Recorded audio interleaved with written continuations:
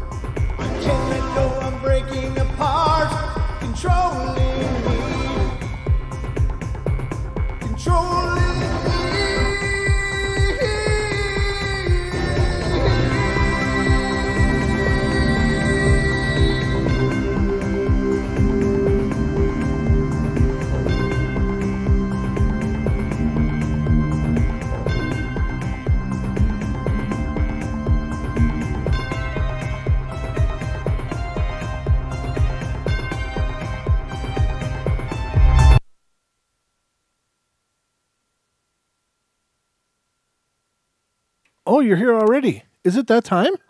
Oh, my God. Wow. Well, welcome to the Paranormal Portal, everybody. This is our Wednesday edition, and we are live.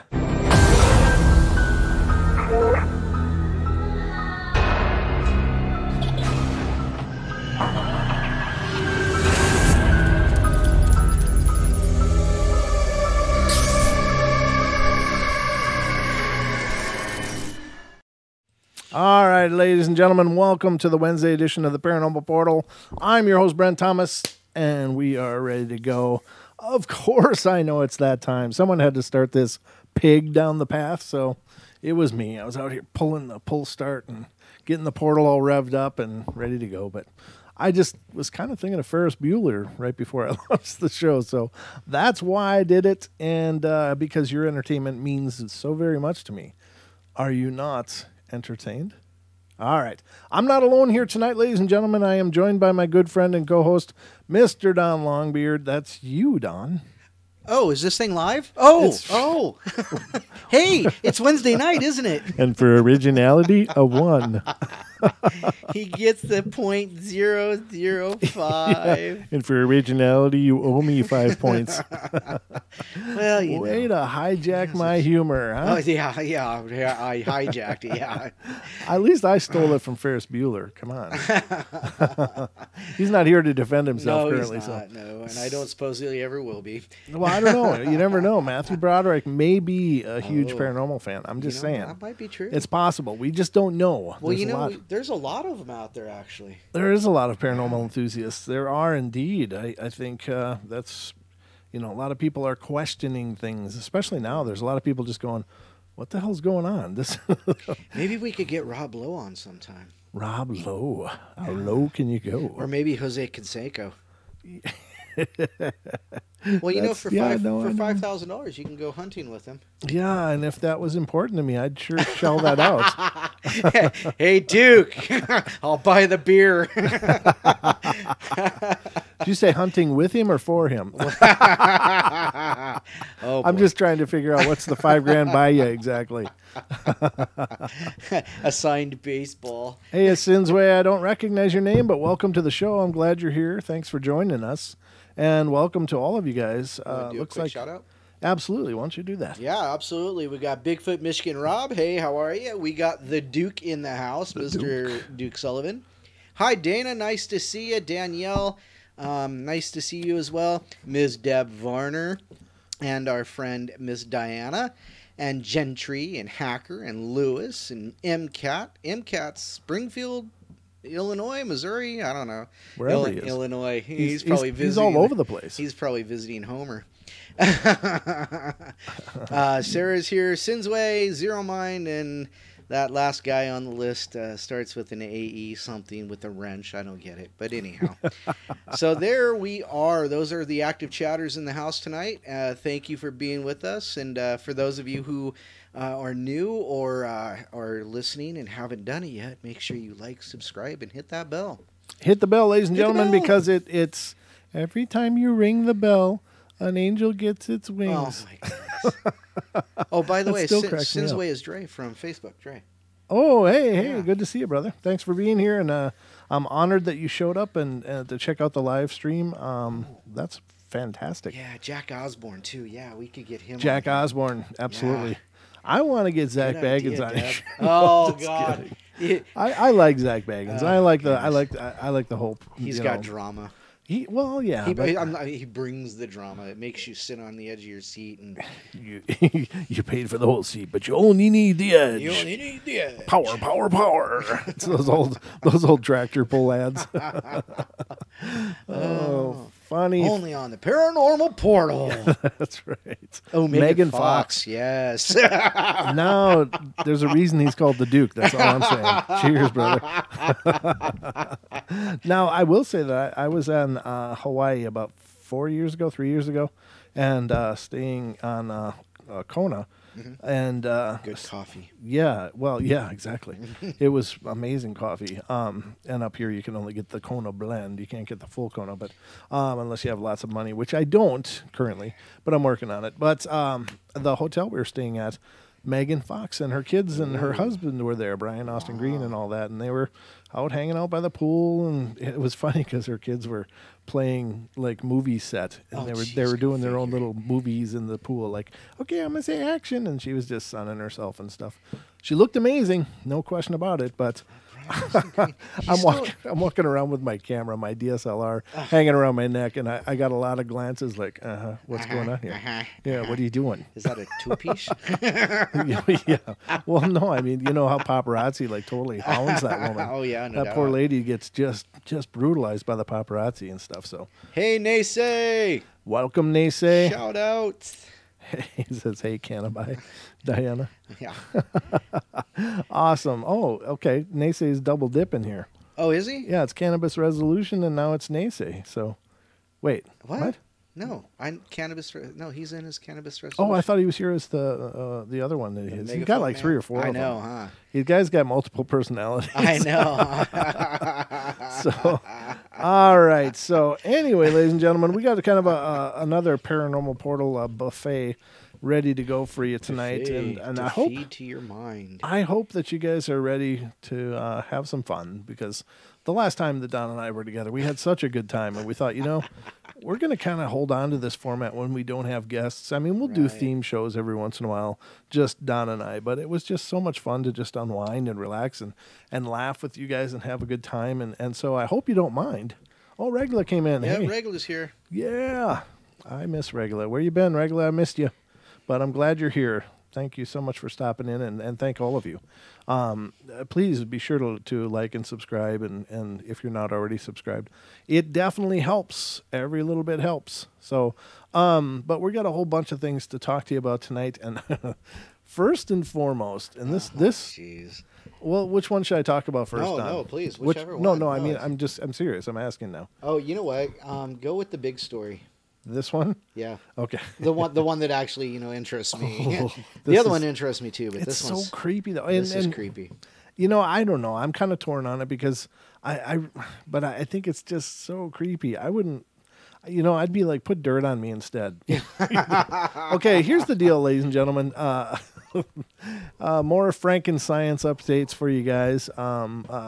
Apparently, scientists are making human-pig hybrids for organ transplants that could develop into monsters. And that's what it says on the heading. And, I think we've all seen this movie in the 50s, right? Wasn't this like the theme of like 500 B movies? 502. Yeah, in the 50s, it was like a pig that ate my lunch, and stuff. And it's just, God, I know that they've been doing things like growing or like ears and stuff on mice for a while, and I get it. And if I was missing an ear, maybe it'd be like, okay, if it means I get an ear, I'll take it. Here's a pig ear for you. But when you start mixing people and pigs, yeah, Dr. Moreau. Yeah, right, exactly. And it's like a bad Greek myth. It's. Wasn't it Circe that turned all the men into pigs and stuff like that? Yeah, or something like that. I don't know. But here's, I'm going to put it up on the screen so you guys can see it. The picture, I'm pretty sure, is just a fabrication for the sake of the article, but it's just freaking gross. It is so gross. And this is coming from lifenews.com, and I don't know if this is a credible source or not, but pretty brown eyes. Geez, yeah, I love that comb over. It's got the Trump comb over. Oh, I wasn't gonna go there. No. I thought it though. that is kind of funny. I didn't even notice that until you just said that.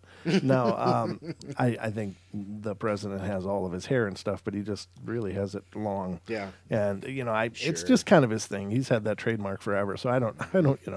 It's that cheap stuff that people attack, but I just couldn't help it. It's the low-hanging fruit again, ladies and gentlemen. And sometimes, even though I'm not a political wild man and try to stay out of a lot of those arguments for political garbage. Yeah. Well, because I don't know. I mean, I think I'm pretty educated, and I have my own political opinions, but.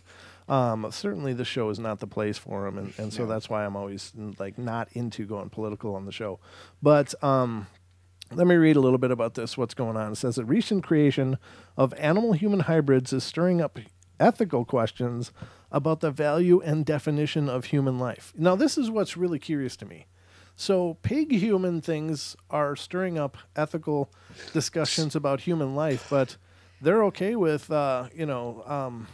late-term abortion. Late-term abortion and babies being born. And to me, that should be the first ethical question people should be discussing. And I'm not pretending to be able to preach morals and stuff, but there's just some things. There's some things that are just not right. Mm-hmm. There are some things that are just so anti-decency and having any kind of moral center. It's like, I understand, that a lot of ground may have been made by doing research and stuff, but come on. If a baby's born, it's born. It's it. It's done. It's here. There's no arguing that it's a life at this point. And I'm sorry, ladies and gentlemen, please forgive me. This is not a place I go down, but I'm a dad, Mm-hmm. I'm a dad, and I look into my little boy's eyes, and I think, who could do that? Who? And so I'm sorry, but it just really hits me in a really sensitive place. And they're questioning morals and ethics about a pig right. hybrid. So there's an argument about whether a pig is a life or not, but apparently there's no question about a human baby. They've already decided that it's not, and that to me is just a heartbreaker. Now, I'm not going to get into the whole abortion agenda. That's none of my business. I mean, I have my own ideas and my own beliefs, and I think everybody's entitled to that, But to question the ethics of this, but not the other thing is like, wow. Oh, wow. Yeah, there's a lot of abortion things on the side here, and I'm sorry, ladies and gentlemen. Whatever your opinion is, that's not up here This does not reflect necessarily our opinions. This is advertisements on this website, so, please understand I'm not promoting any kind of agenda here. And I do apologize if that offended anybody, but, honest to God, I do get an opinion. And so do you. So do all of you. Yeah. And I'm not saying mine's right, but it's mine. So it says National Geographic reports researchers at the Salk Institute for Biological Studies in La Jolla, California, said they implant La Jolla. Okay. La Jolla? Really? Mm-hmm. That's La Jolla. Yeah. I'm so worldly. That's okay. It's just nice to be able to do it back to you every now and then. Well, I appreciate that. That's good. I mean, I love being corrected. If I'm beating the hell out of the language, I want to know. So California said they implanted the living pig / human embryo or chimeras in adult pigs wombs and allowed them to grow between 3 and 4 weeks. And later, the scientists said they removed the creatures. They call them creatures, which then died and studied them. Reports say the chimeras were pigs, but had some human characteristics. I've seen this movie. I've seen it.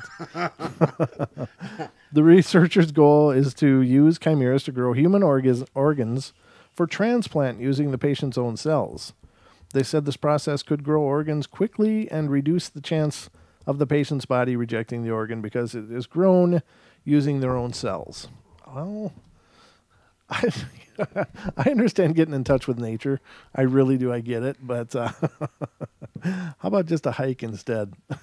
Yeah, no doubt. So whatever your opinion is, and again, I know, I realize that these things may be grounds for some amazing advances in saving people's lives, and I understand the need for that. But as I also understand, they were 3D printing organs using people's own genetics anyway. So why don't they just continue that instead? And why do we need to play with pigs and humans? Money, it's like everybody. It's kind of like everybody wants to come up with the next big thing. Well, as far as with the 3D printing, I thought that was it. But now we're playing with pigs and putting organs into them and growing them. I don't know. It's just very strange to me. So wherever you land on that dial, God bless you, and then good for you. But I think that's just odd. I do. I really do. Don, where are you at with this? It's creepy, and I don't know if I could do that. Right. So let's say you had. Yeah, if I lost an eye. Well, okay, an eye. Let's say you lost an eye. Guess what? I'm blind in one eye. Are you? I'm not. Yeah. Okay. No. Yeah. I'm staying. Let me rephrase that. I'm staying blind in one eye. Don's new catchphrase would be "har." Har. You mateys. You scurvy dogs. Let me grab my jug. walk the plank. Yeah. No, I don't think I could do that. But here's the thing, though. They've been using, heart valves from pigs in heart patients forever. They've been using harvesting parts. Right. I think I read somewhere that somebody was using something. You get an orc, yes. Thanks, Duke. That's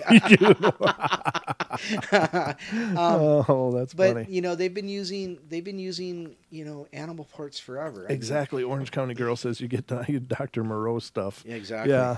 But and think about this. Some of our medicines, like our thyroid medicines and things like that, are natural desiccated bovine thyroid. See, at that point though, it's kind of like eating meat. It's like when I eat a burger, it's desiccated. It's not so much desiccated; it's desecrated. I can make a mess out of it. There's no question. No but it's but at that point, it's like eating a burger. It's like, I'm eating a burger, or this hormone stuff. Right. Either way, it's but the point is we've been using pig parts and. Right. And doing these things anyhow, transplanting one organ anyhow, or parts of organs even. I think I read one time that they used somebody, because the liver regenerates. Yeah.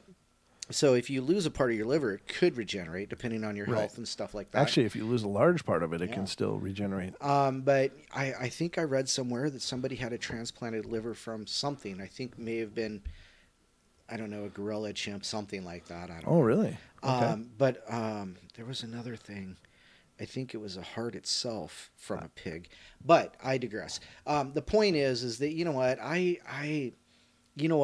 everybody wants to push science forward, and that's absolutely wonderful. We need to do that in certain areas, right? And certain areas we need to leave the hell alone. You a couple things you don't mess with. You don't mess with you don't mess with mother-in-laws. Mother Nature. Anything with a mother attached to it is pretty much you just be out of bounds. Yeah, don't touch it. And so you don't want to go there because you don't want to end up like having a Frankenstein's monster or a Dr. Moreau's Island, right? Or those things, because and then think about this though. A few guests on our show previously have said that DNA modification and DNA and Yeah. all of that, has created some species that we really don't want on the face of the earth. Well, and that's a good point because, all right, so here's something that I heard long ago, and I can't speak to the authenticity of it, and I don't remember the names enough to state for sure. But okay, so after World War II, everybody's heard of Project Paperclip, and for those of you that haven't, it was basically the program to appropriate Nazi scientists and bring them over. And Werner von Braun, who was the father of the American space program, was an old Nazi scientist, or at least a part of the German army. Right. And he ended up heading NASA and doing a lot for the space program. There were a lot of other ones, and one of them was a researcher that was trying to develop a way to and you're going to get the beauty of this in just a second, and I'm really going to beat it up. I'm sorry, because retelling stories without some kind of script for me is tough, or relating facts. But the guy, the scientist, was involved in trying to propagate diseases by use of parasites. And specifically, he was trying to propagate diseases such as Lyme disease among enemy populations. Well, he came over and was appropriated, and apparently he worked on that island off of the East Coast. God, and I can't remember it. I'm sure Duke would probably know this island, but it was, they found weird things washing up on shore, like what was supposed to be a decomposing raccoon. Eventually was identified, but His rocket. But I can't remember the name of that island or that area. But it's shoot. But anyway, the interesting thing is that after World War II, there's all of these. Duke says also Hermann Oberth, Werner's commanding officer in the SS, was even higher placed Nazi scientist than von Braun. Okay, yeah, exactly. And so a lot of those people came over here. And now, when you go outside, what are you told in the summer regarding deer ticks? Oh yeah, you gotta be careful because you'll end up with Lyme disease. Lyme disease, yeah, exactly. Right. So obviously that program was continued. In my opinion, it was continued on American soil, and has been tested. And this is really, really out there, and I apologize because I usually don't go this far out there publicly. I'm usually much more private about my ideas about this stuff. But it appears this kind of came out of nowhere. I never ever heard of Lyme disease growing up, and I grew up in Minnesota, down in the wilderness of southern Minnesota, and I never heard about it until I became an adult. And so it was like, and if you follow the spread of Lyme disease, there doesn't seem to be a whole lot this side, on the western side of the Mississippi. It's mostly on the East Coast areas. It's very rare out here, is what I heard from the local doctors. Because my little boy Elijah, he had a bite, and it had a little circle around it, and I was like, oh geez. Oh yeah. So we brought him in, and they wouldn't even test him. They were like, no, it's so rare out here, it's not really worth it. If you notice these other symptoms, then bring him back in, and we'll test it and get it treated. But she said, yes, it's extraordinarily rare up here in the Pacific Northwest. Fritz Hoffman. Is that his name? I'm believing it is so, because Okay. he was brought over, and he was working on nerve agents, also chemical and biological pathogens, Right. as well as insects. Right. He was trying to disperse these pathogens by way of parasitic insects. Right. Right. So and apparently his work succeeded, is all I can say. And now you hear about the Zika virus and these mosquitoes. Right. Where the hell did that come from? All of a sudden, they're fumigating huge swamplands because of this Zika virus, that came out of nowhere, and so, it's just that kind of thing, and that's the weird stuff. I don't know how I ended up on this, but we got to talking about the experimenting. well, experimenting, yeah, with the pigs and stuff, Exactly. but it's just that whole idea of, there's a boundary there between ethical science and perverse science. Mm-hmm. And I think that these things are heading towards the perverse. It's like if you make an abomination of nature, is it worth the life you might save? Is it worth letting go of any kind of moral or ethical responsibility in order to, and we talked about this on the last show. It was I like, was going to bring that up. We realize that it may be possible, but is it right? Right. Should it be possible? Should it be pursued? And that's the thing. There's no counterbalance. It's like, oh, we can do this. It's like 5G. Boom. Right. Let's get it out there. And they're even in your face about it, going, hey, we're not even going to test this. We're just going to get it out there. It's like, oh, thank you. I need a tumor on my forehead. Yeah. That'll be great. Yeah, just cover up that pineal gland. Yeah. I need more head tumors from your 5G and stuff. And it's like, if I need fast internet, I'm going to go home and plug in. That's just, I plug in. We do use wireless, but I don't own any 5G devices. Well, no, I actually do. My router has a 5G setting on it. Which sends out but it's really weak. G-waves. Yeah, it's really pretty weak. The kind that I'm most worried about are those those big towers that are going to broadcast it over miles and miles. Well, if you got enough of the small ones, you don't need too many of the big ones. Well, maybe that's true. I don't know. Maybe that's the more responsible way to put it out there.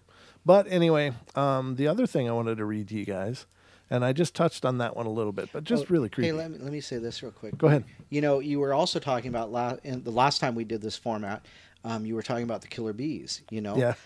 So the idea is if you've got all these animals contained, they're gonna find a way to get over to somewhere else. So you accidentally leave the window open and an Africanized killer bee goes out the window, and now we're just kind of screwed. Yeah. Thankfully, that didn't turn out to be as big a problem as they thought it would be. Yeah. And that's probably because they spray everything everywhere and they're killing bees anyhow. But point is, without bees, we'll die. Right.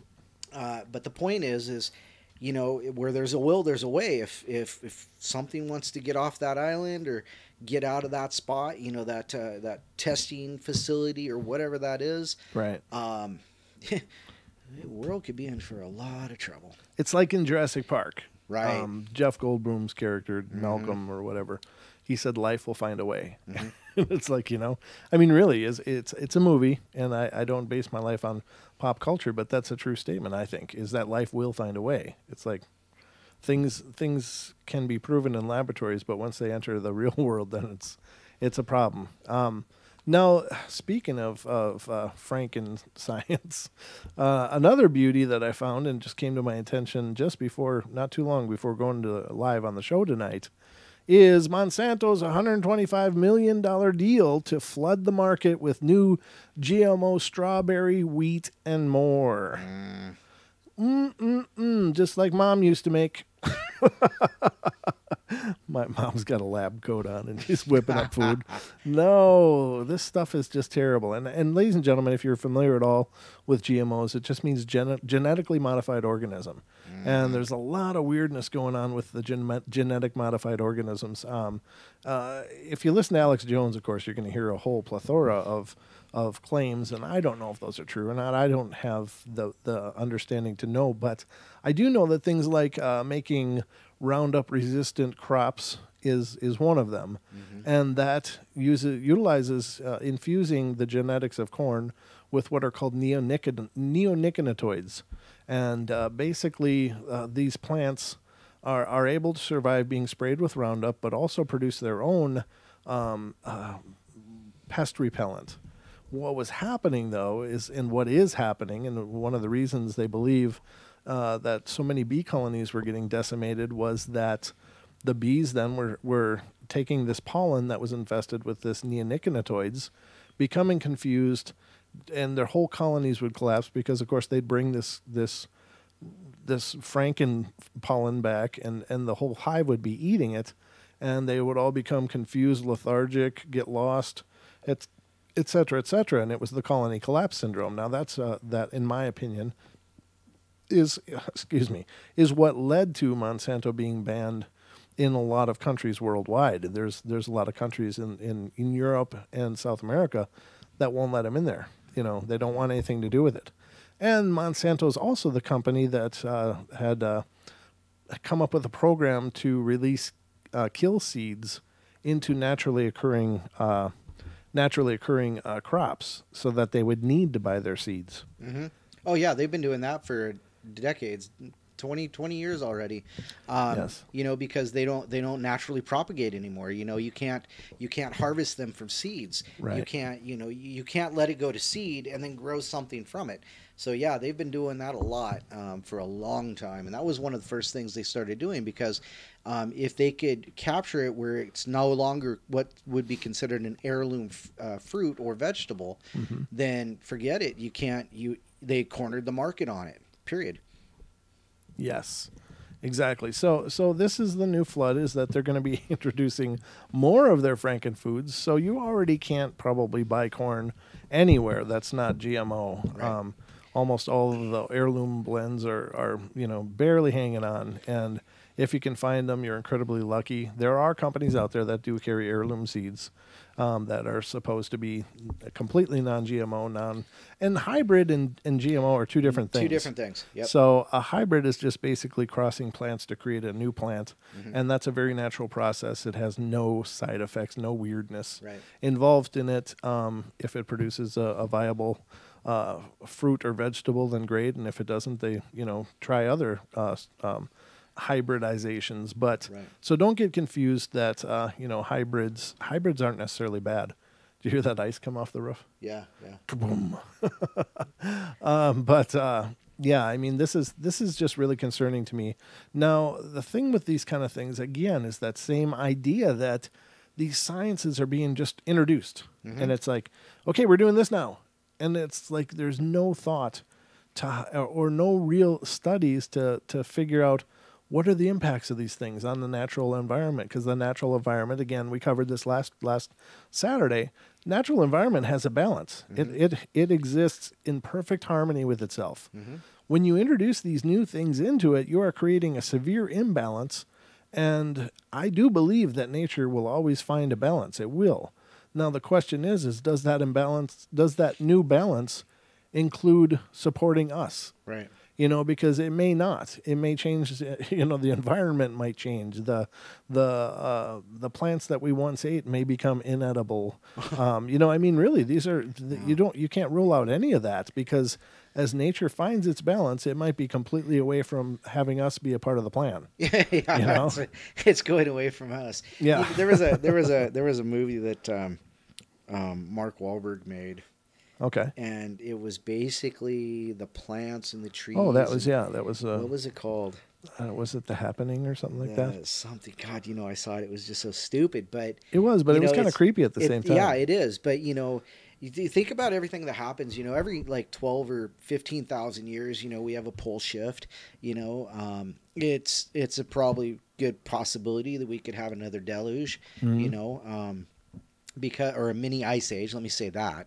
And so I feel that there's always a tipping point. We hit that tipping point, bang, Mother Nature takes over again, and pretty much you're on your way to Outsville. Right. I'm going to become a paranormal. So I know one thing. If I get wiped out because of this stuff, I'm haunting whoever's left. Wow. I'm going into those bunkers. I'm going to make their life hell. How you doing? You remember me, right? I'm one of those guys you poisoned. Yeah, exactly. But yeah, it was like The Happening or something like that. Yeah. But, you're right. You're absolutely right. Mother Nature finds a way to balance herself, and whether you like it or not, she's going to do it, because you can't stop nature. Right. You could point to, the melting ice caps, and you can point to global change, what do they call it now? Climate change. Yeah. Well, guess what? Climate change happens. Right. Yeah, whether you do have anything to do with it or not, that's it's the still other going part to of it. happen. So that's the other part of it. Now, I know there's a lot of people that are really gung-ho about the environment and stuff, and pollution, of course, is no small matter. Yeah, I mean, when you've got islands of plastic waste in the Pacific that are the size of Texas, it's like, okay, we got a real problem here. But I do believe that we just don't know enough about the Earth's cycles, and some people will say, well, we can drill ice cores in the Arctic and find out, what was happening thousands of years ago. Yeah, you can, but there's a lot that you may not be able to learn from that ice. You can learn about that region. that specific region, but you can't necessarily learn about the global patterns. Right. I do believe there's a rhythm to the globe, and there's a rhythm to life. It's just, Let's just say Earth. Earth. There's a rhythm to Earth. Thank you, Don, for clearing that up. Now, I'm sorry. I know this isn't all very paranormal, but it is really kind of paranormal because what we're looking at, ladies and gentlemen, is the introduction of all of these strange organisms, strange forms of life that weren't here. Mm-hmm. They were never here before. Right. And we can't possibly understand the ramifications of introducing a brand new forms of life into our ecosystem, and we can't possibly know what that means. And so it could become, a really big deal for a lot of people. I think it is already. And I do believe that pollution is doing some horrible things. I mean, when you can't go to a stream anywhere and get a drink of water, right? There's a real problem. Yeah. So I mean, we of course have a lot of work to do just to clean up our own stuff. Now, I don't think that we are solely responsible. I think the Earth is just changing. Right. The Earth has the cycles. It has rhythms. It has seasons for global seasons. Right. So anyway, those are my 2 cents. Again, I'm not qualified to probably preach about any of it, but I got a microphone, so you get to hear it.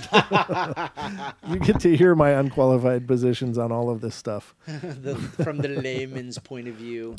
And that's, that's like I told somebody the other day, we need young people to push us and come up with these new ideas, but we need the older people to implement them and show them how to actually make it work. Right.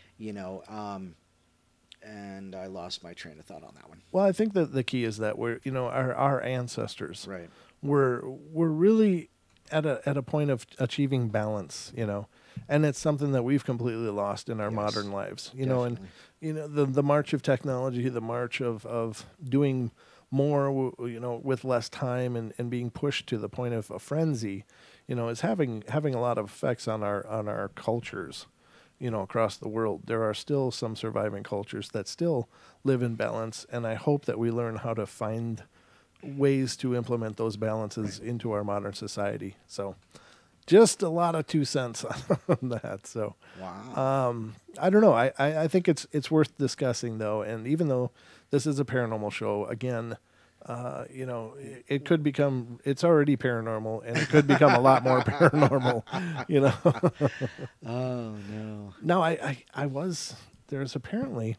there's a whole movement, and Jennifer Lawrence is the spokesperson for it, and I'm really encouraged by it, and it doesn't have to do with partisan politics at all. It just has to do with corruption and ending corruption, and it's really neat. So if you ever watching a YouTube video before some of the streams, and you get this really long commercial that has Jennifer Lawrence in it, pay attention to it. Just listen to it. It's kind of long. It's going to take some of your time, but I think the things they're discussing in there are pretty awesome. And, if it's possible to do, it could really, change the face of our politics here in the United States anyway. But give it a listen. See what you guys think and let me know. I'm encouraged by it. I watched it earlier. There's a lot wrong. There's a lot broken. And if these guys have the right idea, then I'm all for implementing those changes to make it the country that our forefathers formed. Right. But anyway, what do you got, Don? What do I got? I've been talking for a long time. I got a story from Louisville, Kentucky. Where's this story from? Louisville, Kentucky. Was it from Robin? Oh, I think I got one. She posted one of them. Okay. And then I think I got the follow up to it from another guy. But okay. One of these I did get from a post from Robin Moonshadow on Strange Realms. Right. So thank you, Robin, for. I thought that was it. I'm sorry. I didn't mean to. No. Jump the gun. One of them is. I can't remember which one, but get that shout out right now. Let's do this. So. 6 llamas killed in attack near Louisville Zoo. Ooh. It says Louisville, Kentucky. Louisville Metro Animal Services officials are because if you abbreviate that LMAS, llamas. Oh. The Llama's Patrol. Sorry. Louisville Metro Animal Services officials are investigating after 6 llamas were killed and 7 others injured in an attack. Wow. The attack happened at the 1500 block of Schuff Lane, located near Louisville Zoo, on Monday. Let me see, when was this posted? Originally, I think it was like a week or 2 ago, so it's fairly new. Okay. The llamas belong to a Louisville llama farm, and the owner said the attack is most gruesome attack they had ever seen. The animals were more than livestock; they were pets. Oh. I've had llamas as pets, and Have you? yeah, they end up as pretty good burger too. Well, you got to. How come all your pets end up on your grill? Well, my dogs are still breathing. They are really gentle and really smart. They actually are. They're so easy to get attached to. Hill and his wife named each llama with names like Felicity and Floyd. Aww. The animals share food and a living space. There have been tears, and for my wife, it's been a hard time talking about it with anybody without tearing up. Willett woke up to a violent scene Monday morning. A fence was broken and covered in blood, where Hill says one of the llamas tried to escape. A lot of injuries occurred on the animals' backsides. The llamas were left intact but bloody. It was like having a pet dog, only a 500-pound dog. Whatever attacked them was pretty frightening. Oh. Mosley lives near the farm and says she's heartbroken by the death of the 6 llamas. It was a pretty strong pack, or a few animals, that did this because they were big animals, and the llamas are so gentle. Well, llamas don't like canines to begin with. Oh. So we actually had llamas because I had a pack of, I had a herd of like 30 fiber goats. Not Angoras, but cashmere goats, actually. Oh, wow. So we had a problem with coyotes, so we got llamas because llamas will kill canines. They will kill them. Oh, wow. Okay. I'll tell a story about that later, but Metro Animal Services believe the attack was carried out by a canine, but the agency can't confirm whether it was a coyote, dog, or other large animal. But it's canine. It's canine. So they're saying other large animal. Mm-hmm. Wow, well, that's a really powerful statement from an official branch. Right. To make a statement, it's either other large canine. Wow. Yeah.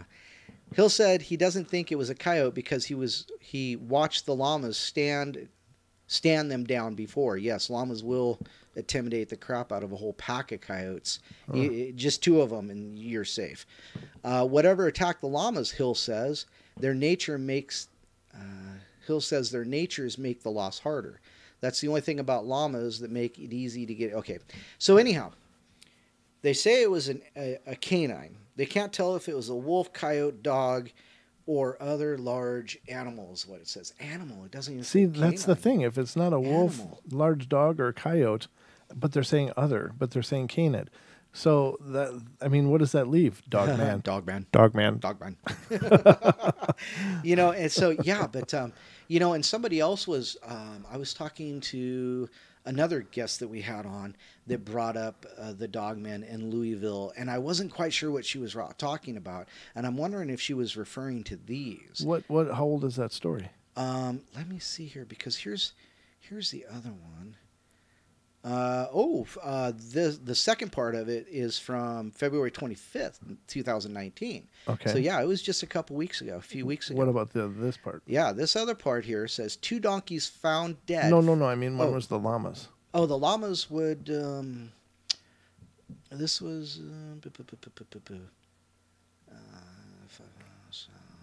I like his sound effects when he's thinking. Hey, speaking of sound effects and weird, songs and things, did you know Uggs Trebek has stage 4 pancreatic cancer? Yes, I heard that. Yeah, I didn't know he was 90 years old. He's almost 90. I didn't know that either. Yeah, he's been on that show for like 35 years.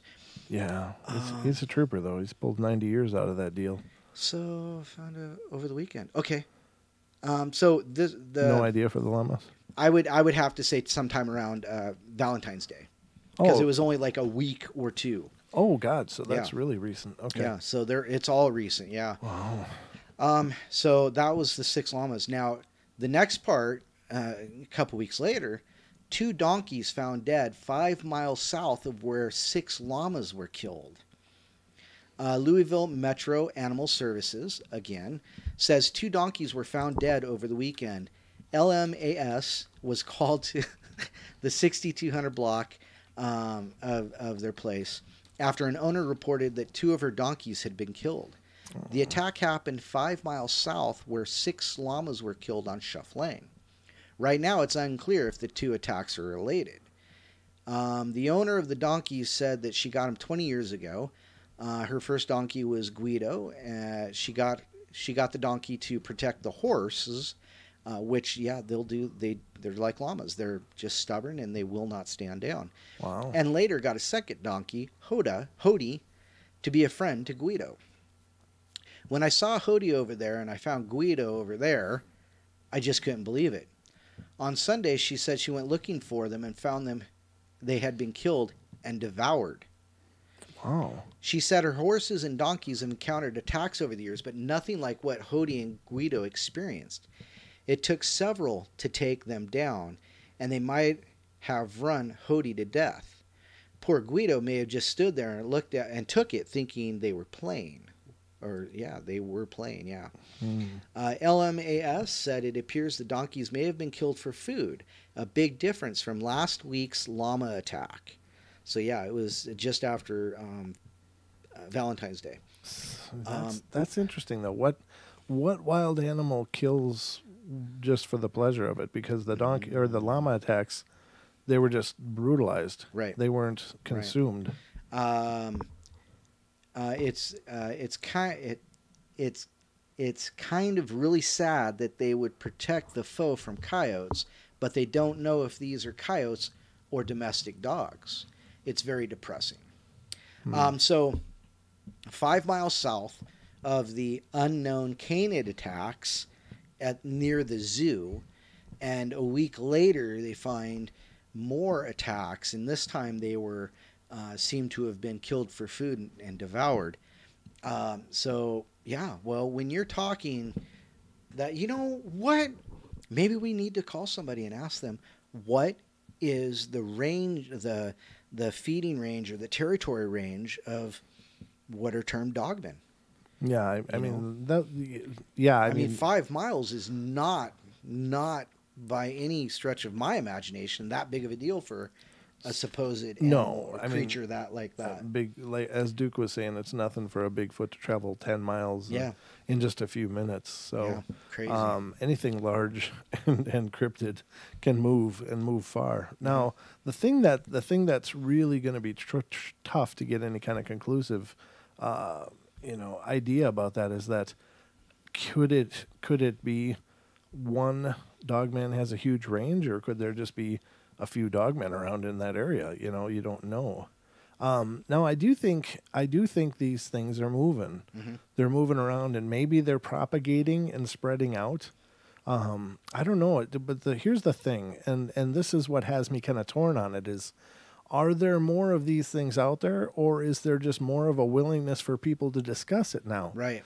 So are we, because here, the other part of it is we were talking with Kat about this, the pathogens and stuff that affect humans, she believed really affected these Bigfoots. And I was talking about, even the chemtrails and stuff and getting respiratory diseases. Right. And of course the smallpox that were blankets that were given to the natives could easily have spread to a lot of cryptid populations. So has it taken this long for them to really rebound their population numbers and start climbing again and really filling in a lot of areas that they maybe haven't been seen for a long time? You know what I mean? Yeah. So is there a population explosion going on? And Duke, this might be a great thing to discuss the next time you're on. Yeah. Because I would love to pick your brain about this. And, this is a question I've had for a long time, and I'm not sure. It could be either. It could be both. It could be just the fact that people are willing to have the conversation now, whereas years ago they weren't, because they didn't want to be the weirdy in town, Right. I think it was Kevin Lang. He was talking about the town drunk. Yep. The one guy who had come out because a Bigfoot had pushed a tree over on him. He came out and told people, and he was ostracized. Mm-hmm. You know, but it was Kevin that finally, you know, engaged him and got him to open up about it in order to compare his experience. Right. So and perhaps it's a combination of all the above. I don't know. It's just really, really interesting, and there seems to be more from, you know, in recent years. Right. And I don't know. I think there's more of them, ladies and gentlemen. I really do. You know, you know, and that's the whole thing. You know, that's, you know, the you know, how far do they forage? You know, and you know, what is their territory, and Right. just really crazy things. But you know, yeah, is it just because people are more comfortable talking about the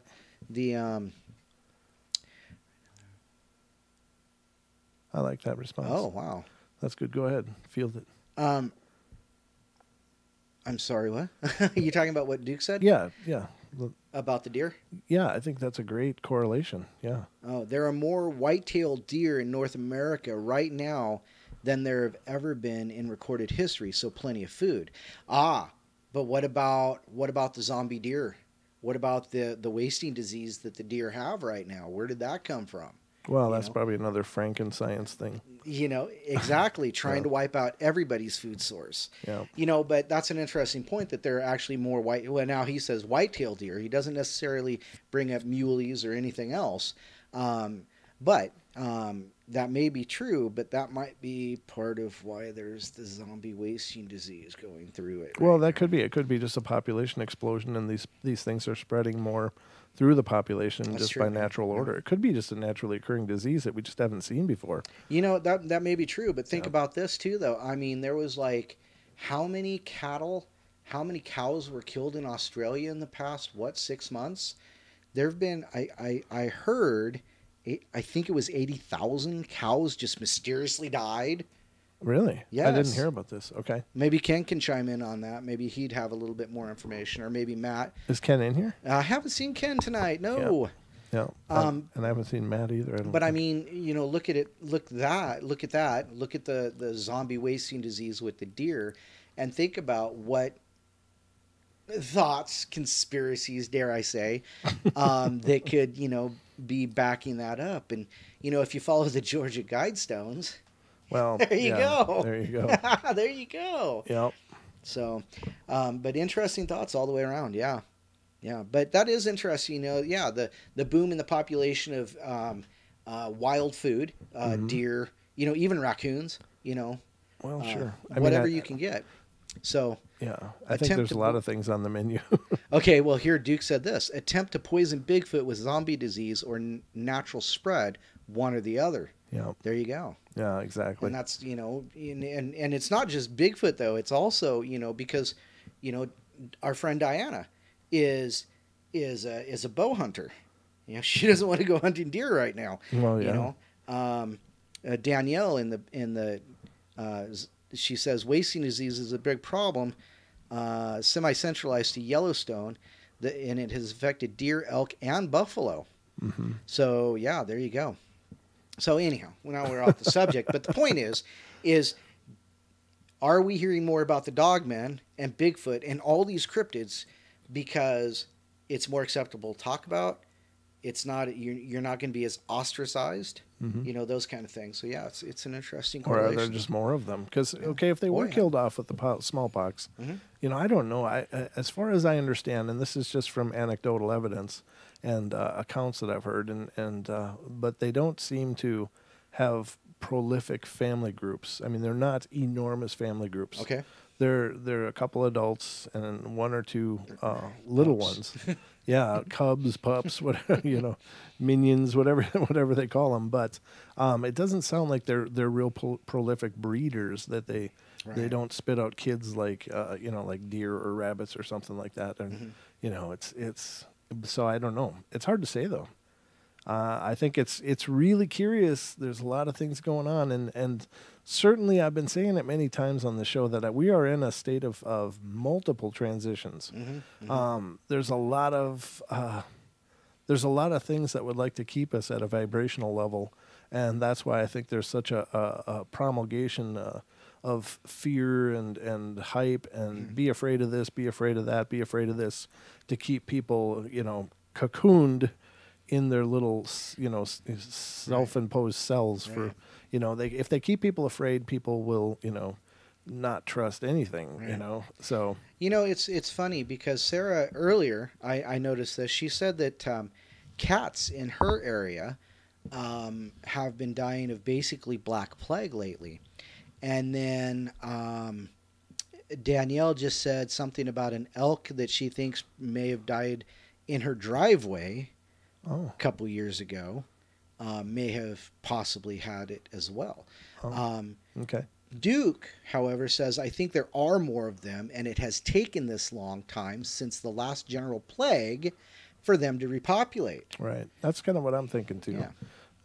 I think you're on the money there, buddy. And not that if you agree with me, you're on the money, but there's got to be something to that. There's just got to be more of them because, I mean, when I was little, there were Bigfoot in search of on the Pacific Northwest, and that was it. Yep. And now there's Bigfoot everywhere, and I think there always were. There just wasn't that unifying terminologies, and so now that we have the unifying term to well, that sounds like what we have, and these are Bigfoot and Sasquatch and boogers. Yeah, boogers and everything. So I don't know. It's a curiosity, but I think there's a lot awry. So what else you got, brother? Right. Okay, so yeah, I've got another one. Well, let's just cap that one off, ladies and gentlemen. I think that's a dog man. Yeah, I really do. I think I think it's actually really, really telling that an official agency would say it's either a dog, a wolf, or a coyote, or it's not those, or some other canine. Right. Well, there is no other canine. Yeah. That's like all of them that we have, I think, and it's not fox. Right. It's not, they only get smaller after that. They don't get bigger. And that's what were we talking about the other day? We were talking about that lady who was killed by mysterious means, and they were talking about they couldn't nail it down, but they knew if it it was was they knew it was canine, but they didn't know if it was a wild or domestic canine. They said it was not indigenous to their area. Right. However, as I brought up, you can tell what breed of canine it is just by DNA evidence. Sure. Now, and because you can send, and they said they had DNA samples. So why can't they tell what kind of a breed of domestic dog it was? Or even if it was a, northern wolf, who knows, So why can't you tell? There's missing information there. Right. And so that's kind of the same thing with this is like, they know it's a canine, but they don't know what kind. Well, they can pull DNA off and, off the attacked animals. Even saliva. Yeah. I mean, from the because attacks. Dogs have horrible bad mouths when they're not taken care of or they're not eating right. And so you can get DNA, and if they're feral, you can, anyhow. So a lot of connections there to stories that we've talked about in the past, and obviously with people we've talked about, other people we've talked about on the show. So, I just think there's a lot of... There's a lot of something going on. There's a lot of omission going on. Yes, and that's a good point. But I mean, the admission of an official agency... Yep. Saying other canine is, to me, that's telling as hell. I mean, that's really the, one of the what is that term they use? The smoking gun, I guess. Right. The smoking gun. That to me is the smoking gun. That it could very well be one of our friendly neighborhood canine cryptids. Well, it also goes back to that story you were talking about the hybrid pigs. And here we go again, because this is exactly what I was talking about. It just takes one to get out into the local population. I should have called this episode Hybrids and Hijinks. You know what? Keep that in mind for next time. Yeah. Well. So, yeah, just a lot of interesting. I think it quite possibly could be a dogman as well. Yeah. Or possibly even a rake, because... They haven't really classified what a rake is other than a humanoid, but who knows? Maybe rakes can also have, more, can have canine DNA, or even, Yeah, we don't know much about them. We don't know. Or ghouls, as Duke said. The ghouls. So, I've really thought a lot about that, Duke, and thank you so much for bringing that up on the show when you were on last. I just had never made that correlation in this whole time. I'm going to admit that I missed what you're talking about. Well, we were talking about the rake, and I asked him, "What do you think? Is this just some modern myth, or is there any long-term history to this?" And he said that the word rake is new, but it really seems to represent the same characteristic of historical ghouls. Wow, interesting correlations. Yep. Yeah, you're right. Yeah. So I thought that was brilliant, and so thank you for that, brother. So wrap up. We believe it could be a dog man. A dog man. All right. Nice. Thank you.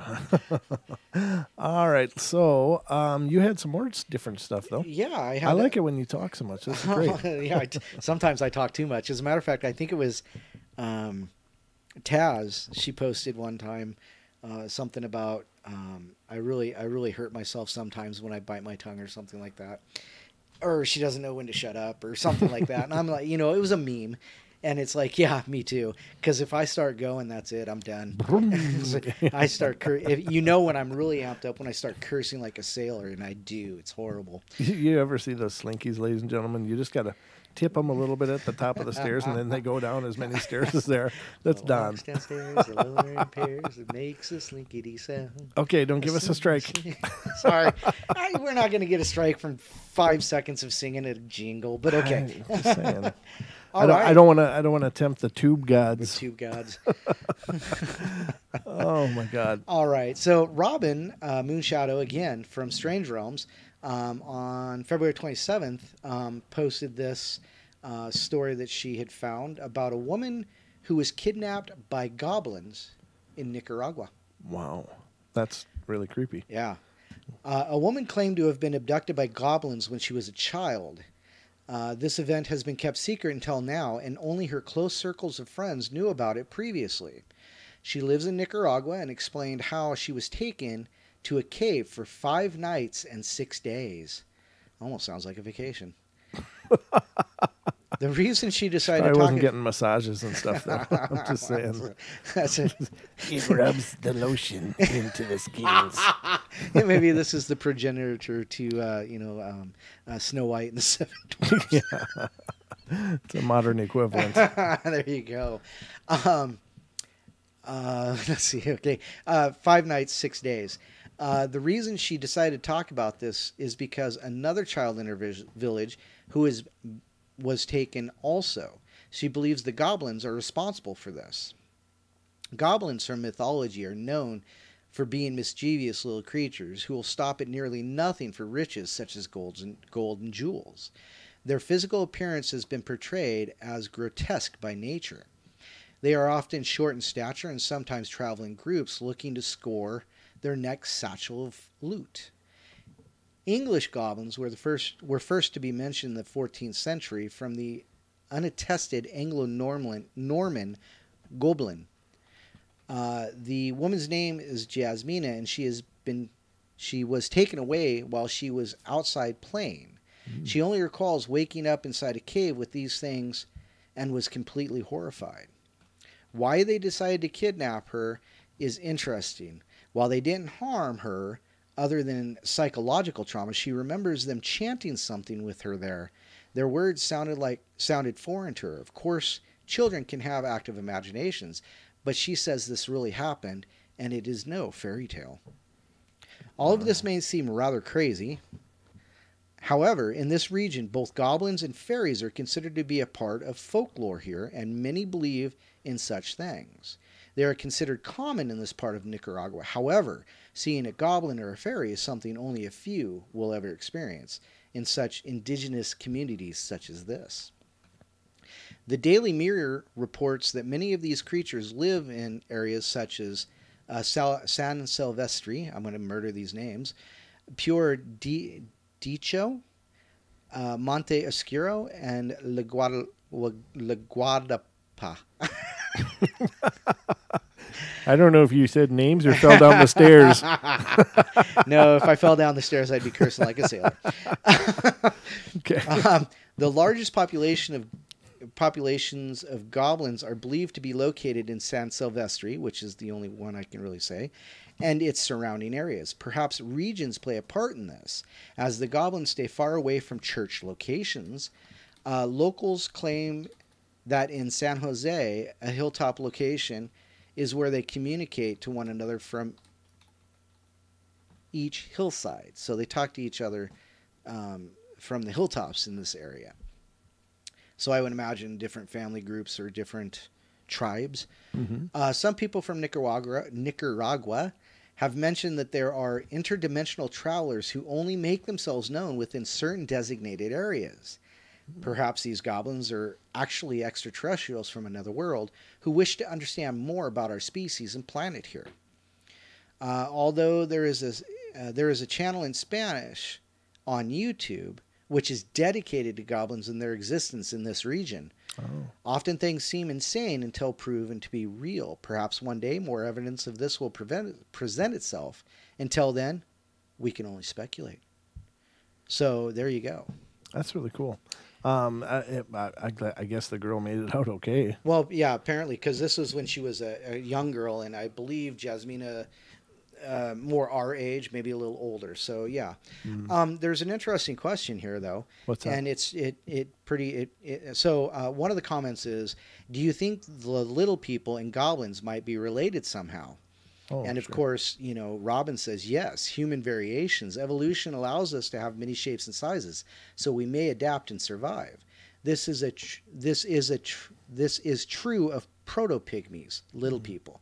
So yeah, I mean, jump right on that. Yeah, I mean, this you know, the descriptions and things like that definitely point to some kind of proto-pygmy or little person or something like that. So.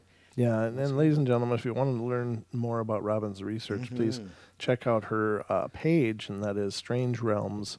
Is that .net? You know what? Yes, .net. Yes. Okay, strangerealms.net. And she also has a Strange Realms group on Facebook, and I'm sure she'd love it if you stopped by and became part of that. She's just an amazing lady and absolutely dedicated to her craft. And very fun to talk to, very informative, yeah. She's a wonderful person. And so I just dropped her Facebook into the chat. Oh, cool. Yeah, definitely check that out, guys, because, I mean, she's got just, you know, pages and pages and pages of blogs and stuff. Really phenomenal stuff she's got. Did you have anything more? Done? Yeah. Okay. Yeah, keep going. Okay. I mean, if you don't mind, I have to. Yeah, no, I have to dig some more up. So this I also found on Strange Realms with Robin Moonshadow. And thank you, Robin, for letting me read these. Robin gave me permission to read, you know, things on her page that she writes up. So thank you very much. We appreciate that. Shout out. And like I said, I dropped the Facebook page in the comment section or the chat. The chat. Prior Mountain Little People. The Nurumbi. The Prior Mountains is a mountain range located in the Crow Reservation and Custer National Forest of Montana, USA. Duke. These mountains are also home to ferocious races of little people that the Crow Nation called the Nurumbi. The Nurumbi are said to be 18 inches tall. Wow. With large heads, pointed teeth, potbellies, with strong arms and legs, and little, if any, neck. Despite the reputation of fiercely protecting their territory to the death, they have always been friendly to the Crow people. It is told that the Nurumbi impart spiritual wisdom, teach the ways of medicine and healing to medicine men, and help shape young boys into great chiefs. One such example is Red Plume, to be later known as Longhair, who, after fasting for 4 days at the top of the Bighorn, was taken into the mountain by 4 little people, where they told him that wearing his red eagle feather would be his medicine. It would protect him, and he would become a great leader of the Crow people.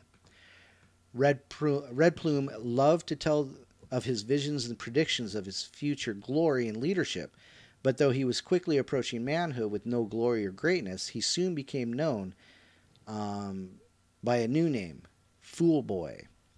He was constantly ridiculed and taunted by his tribe to act upon his predictions he so loved to spread. And that was exactly what he did, promising to return and prove his medicine was strong With a small group of warriors, Red Plume attacked the Lakota camp, killing many enemies and returning home victorious. He continued building his reputation with more battles, and quickly the ridicule he faced from his people turned into admiration, and he became the great leader the Nurumbi foretold him to be. The little people appeared to young Plentycoo in a vision while he was on a 4-day fast in a sweat lodge. The chief of the little people told Plentycoo he would accomplish great deeds and become chief of his people. They advised him to use his wits and willpower so he could lead his people. At the age of 11, the chief of the little people appeared to him in another vision. In this vision, there was a voice that told him the days of the Plains Indian was ending and the white man would soon cover the land.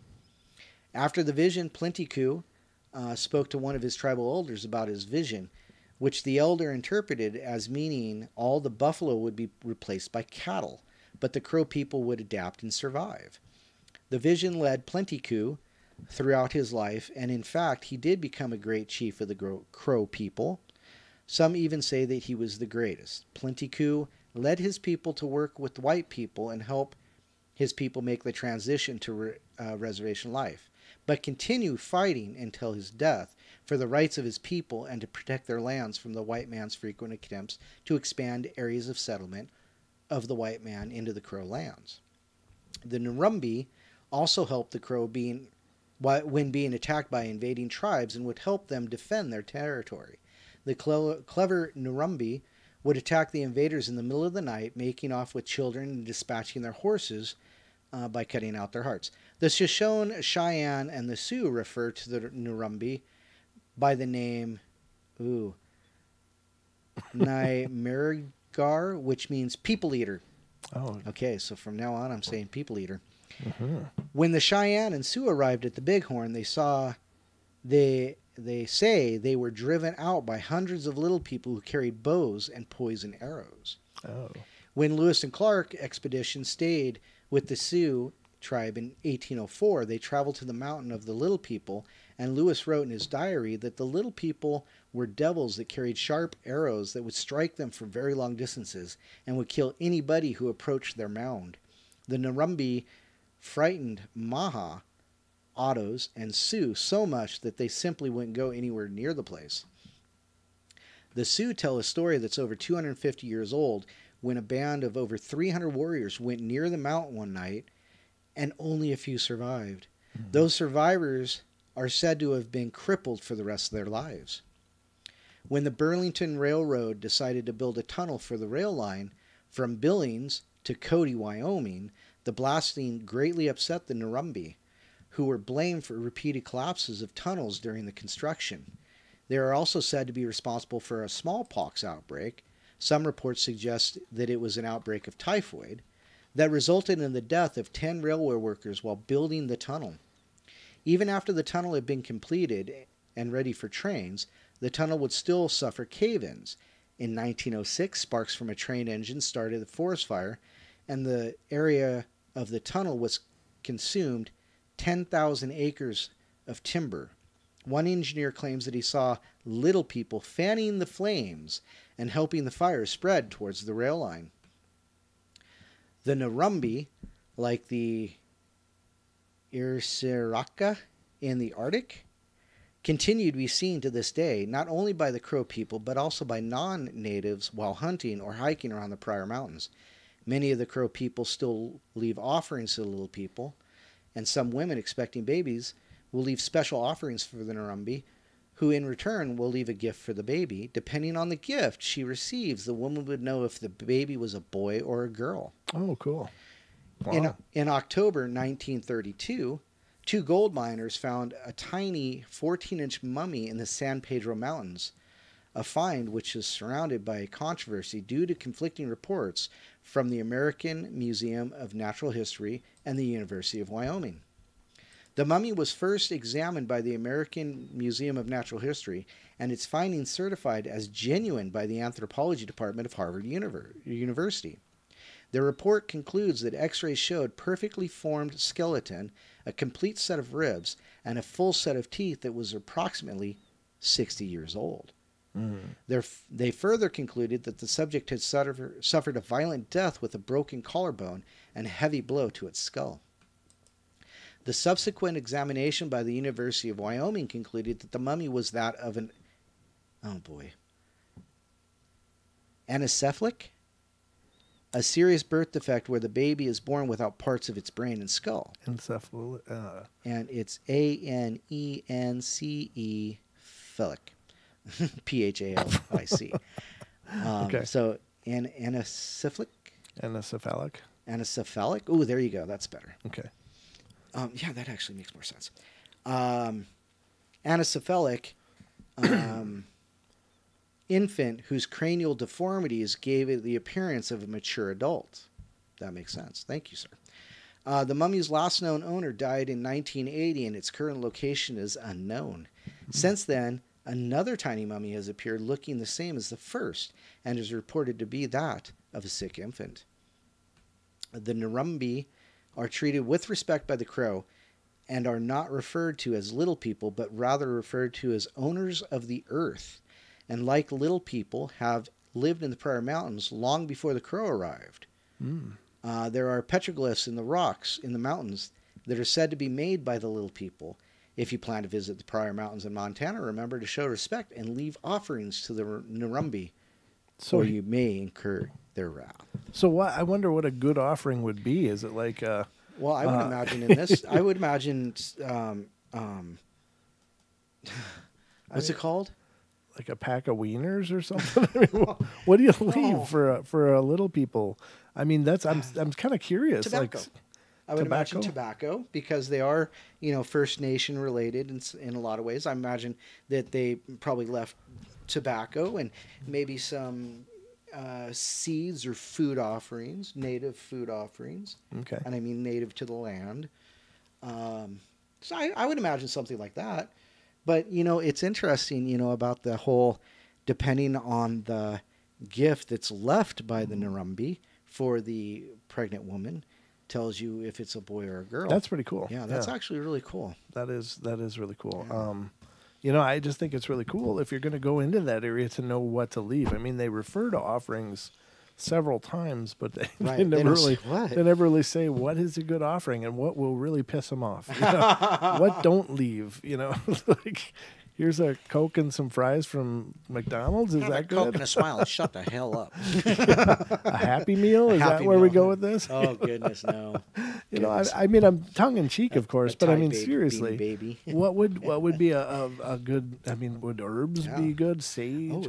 Oh, I don't know. Sage. That's what I'm curious about. And I'm sure the Crow people probably have their protocols for it, but I'd be really interested to hear what are offered. And maybe next time Robin's on, we can ask her something about this, because I'm really curious now. What is a good offering? Because, I don't know. I mean, I believe these things are everywhere. I mean, I don't think it's just the Prairie Mountains. I think that they're probably in these mountains around here. In fact, Robin's alluded to northern Idaho being a place for, I think it was the Pukwudgies. Oh, God, that's a scary thought. So what do you do to not piss off Pukwudgies? What do you do that makes them kind of like you? And those are the kind of things I'd be curious about.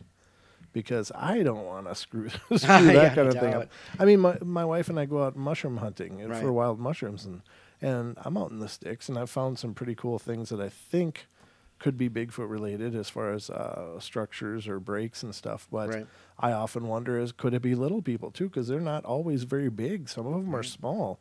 And what if that's a little people kind of thing? Yeah, really. Yeah. Shout out to Danielle. Danielle says Don needs a new dictionary containing paranormal phonetics. Yeah, thanks. Yeah, exactly. Oh, wow. But yeah, those are interesting. And Duke says, probably tobacco. Okay. And he says stay away from the Pukwudgies. Yeah. I mean, is there something to do to make them go, okay, but get out quick? Or, are they just going to come and chew on your thigh? I don't know. It's like, that's what I wonder about these things. Now, obviously, these encounters with them are quite rare. And, I don't know what is happening that these people encounter them. I'm going to read you one from... Is it about pumpernickel? What? Drones in the chat. Oh, okay. Okay. He was trying to get me to say something else that I just not going to do it. But I remember one time the word was pumpernickel. Oh, sure. Yeah, he likes to do that. He likes to get little shouts out. All right, so this one is a gnome encounter in the person's garden, and this is coming out of Reddit, and it says, a living, breathing gnome. I've had a few paranormal experiences throughout my life, but the strangest and really the most unbelievable was what I know I used to see as a child, 7 years old or so. It was a gnome. Wouldn't even have been as tall as my knee, probably halfway up my shin. He had a red hat and a white beard. A typical garden gnome, only he wasn't a statue. I saw him at least a dozen times through our living room window, frolicking about in the garden and along the windowsill outside. So that's bold. He obviously didn't really care. He didn't care. I'd sometimes even see his silhouette through the blinds, and if they were closed on a sunny day. And parents obviously always brushed it off, as silly crap kids say when I told them what I saw. Oh, don't be silly. Oh, ha ha ha, did you? Never paid any attention. And why would they? I even remember my father saying something to Mom like, we don't even have a garden gnome. And she responded that it was just an overactive imagination. I lived there until I was about 18 or 19, and I didn't even think anyone on our street owned garden gnomes at all. He never even once looked at me, like he didn't know I was watching, or perhaps he didn't care. The last time I saw him was about 20 years ago. Never spoke about it to anyone but my mother and sister during my adult life, and else I'd probably be admitted to a mental health ward. When I asked my mom, she still remembers me talking about him when I was little. I know that most people reading will probably think that this is a big load of whatever, but I promise this is all true. Was he real? Or possibly a fabricated memory of some kind? Why would my mind make me remember fake stuff? Has anyone else ever seen one? This happened in the western suburbs of Sydney, Australia. Oh. Now that's what's interesting. So that sounds like a red cap, but he doesn't sound like a mean one. Robin just defines the red caps as you don't mess with them. Like they can really make things miserable. They're the military arm of the gnome Yeah, nation. yeah. They're like the special forces gnomes. They are like no joke. But that's an interesting tale. Now the thing that I thought was really cool was I did ages ago, and I sent this to Robin quite a while ago, but it was a excerpt from a blog somewhere, and it was very old on the internet, probably from the 90s or earlier, because it was only text-based. It was these little chopped pieces. God, I wonder if I can find it. Do you got something else to read? No, I actually ran out of material about 5 minutes ago. Okay. Do you have any recipes involving domes? No, just kidding. Little people? I hear they're get smoked. They've been known to smoke, apparently. They've been gnomed to smoke. They've been gnomed to smoke. But no, there was... Okay, so I want to make sure I get this right, because it was apparently a record recorded by Publius Octavius, who was a general in the Roman legion in their advance up into the UK. He retired, I guess, around the Netherlands after their occupation, or after his involvement in it, and he talked about it. And I just got to find it, because if I butcher his name this again, Publius. Publius Octavius. Publius. Yeah.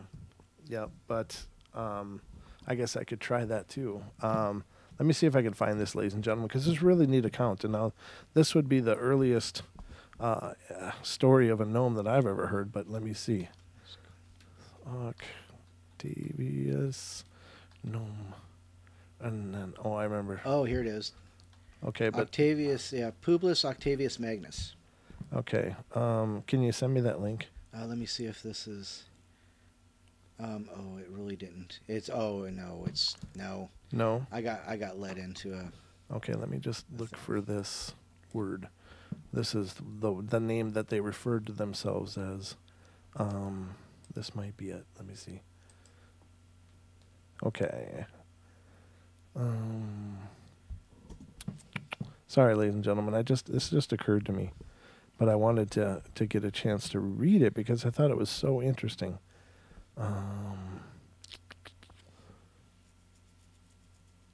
Okay, let me see. Because there was a couple accounts on the page that I had. Oh, that site's dead. And the one of them was talking about an old statue of a gnome that was made out of a wood that nobody can identify because it's an extinct tree. But it was a carving of a gnome, and it had some words on it that were apparently equated to actual size. So it was a representation. Wow. But let me just see if I can find. I just got to find it. If I can find it, it'll be really cool. Well, Danielle sent me a link. And Okay. 20 facts about pugwudgies. Okay, go ahead. Now, of course, let us know, Duke, or if Robin's listening, let us know if this is correct. Pugwudgie, this one kind of already threw me off. Pugwudgies are magical creatures who live inside wooded areas and swamps. They are considered spirits of the forest. Pugwudgies can appear and disappear at will, confuse humans, create fire, launch poison arrows, use magic, and lure people to their deaths. Now, that I'll believe. Pugwudgies have the ability to shapeshift into dangerous animals like cougars.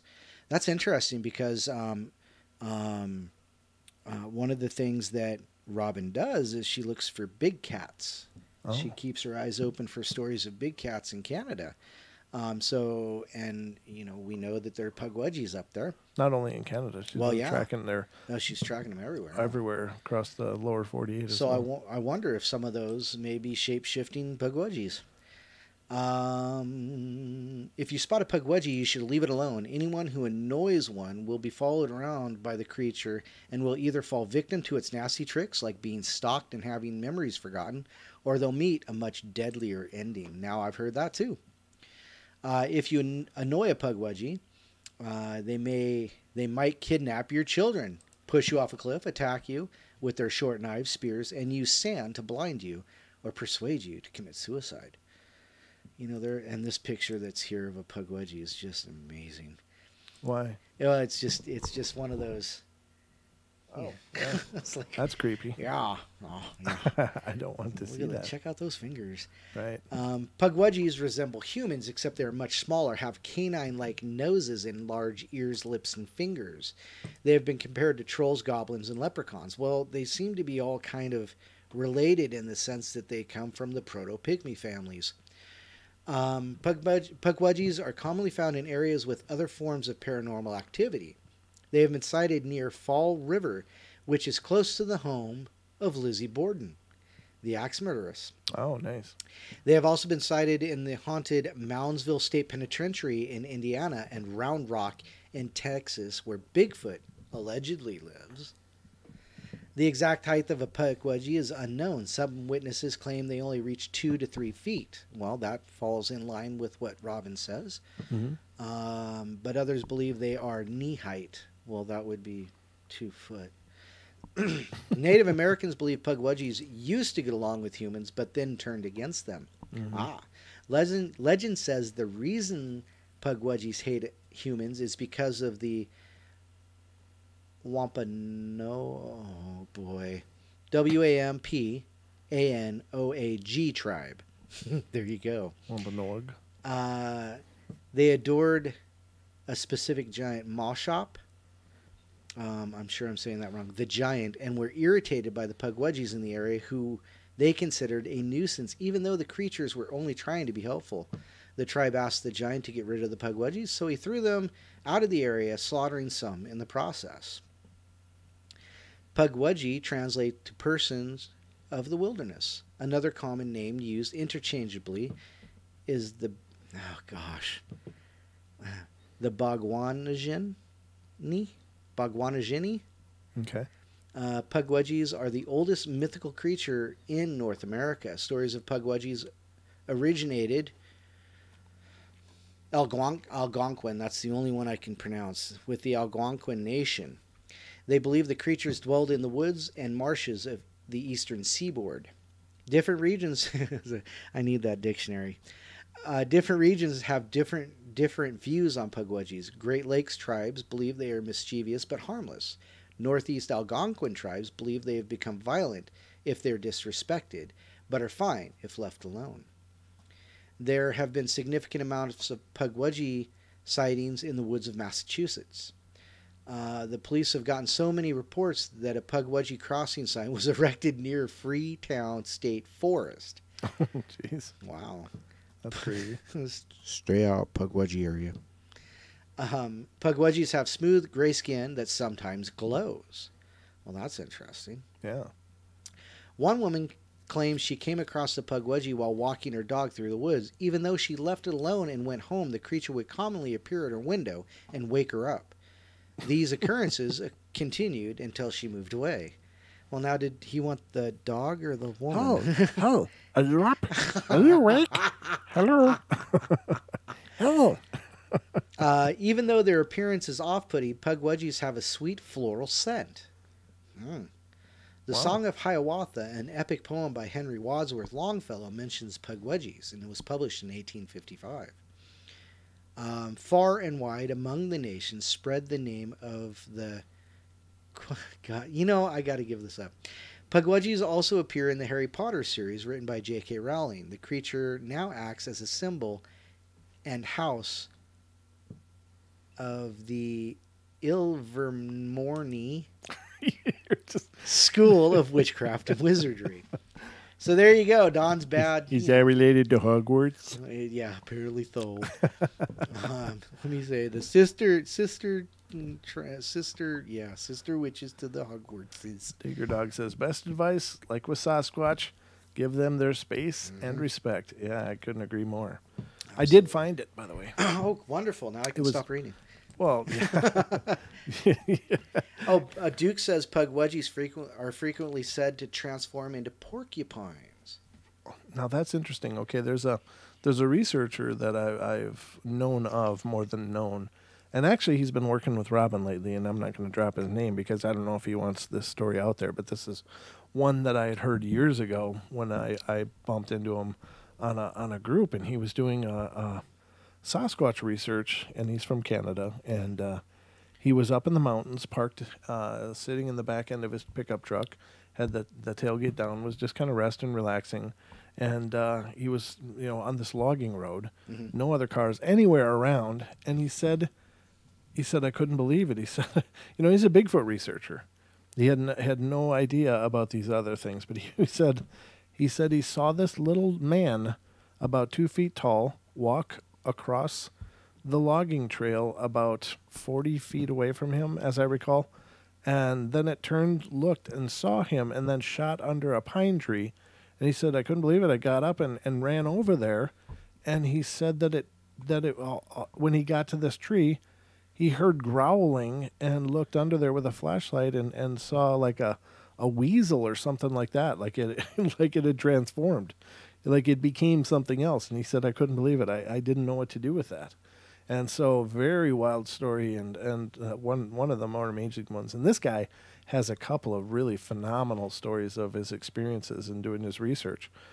He's also has Native American First Nations lineage. So, but yeah, I mean, he had a real up close and personal encounter with Sasquatch as well. But again, they're not my stories to tell. So, and I don't have his permission to talk about them too much. So, that's all I'm going to say about that. But now I did find the other information, ladies and gentlemen, that I was really excited about sharing. And this stuff goes back, and it says, in 1200 A.D., a Swedish man named Frederick Ugarp, I'm not sure how you do the PH at the end there, but found a hardwood statue only about 6 inches high of a little person wearing a conical hat in what is now Trondheim, Norway.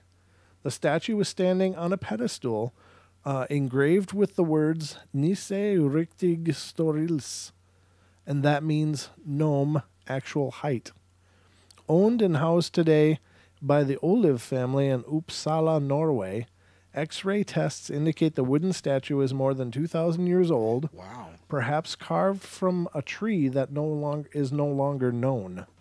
And that is one segment which I thought was really cool. And this is the other historical account. It says it's another historical account of a miniature person was written by a Roman sergeant. Sorry, he's a sergeant named Publius Octavius in 470 A.D. Wow. And in his journal, he said, "Today, I saw a miniature person with my own eyes. He wore a red cap and a blue shirt, and he had a white beard and green pants. He said that he had lived in this land," which was Italy, I guess. I'm sorry, I was way off. So I told you I butcher these things. "For 20 years, he spoke our language, mixed with strange words. Since then, I have spoken with the little man many times. He said he was a descendant of a race called Kuwalden, Kuwalden, a word that was unknown to us, and that there were only a few of them in the world. He liked to drink milk, time and again, and I saw him cure sick animals in the meadows." So really cool account, and that's, again, from 470 A.D. Wow, yeah. So what an amazing encounter. I don't know. I don't know if a Roman legionnaire sergeant would be prone to flights of fancy like that. No. To me, it doesn't seem likely, but very cool account. I ran into that years and years ago. I was like, what? So I heard the name Kuwalden in there, and it was like, wow, they have an identity to their race, which is cool. It gives them intelligence. You know, they're not just these creatures running around. They have allegedly a culture. They have an identity, and I thought that was so neat. But again, that was Italy. I thought it was before. I thought I was in UK. You said. I thought you well, said he was up in the UK as I understood it, and then as he retreated, he ended up retiring in what I thought was the Netherlands, but apparently not. Apparently, he went all the way back to Italy. So, anyway, very cool stories, and that's what I was really excited to share.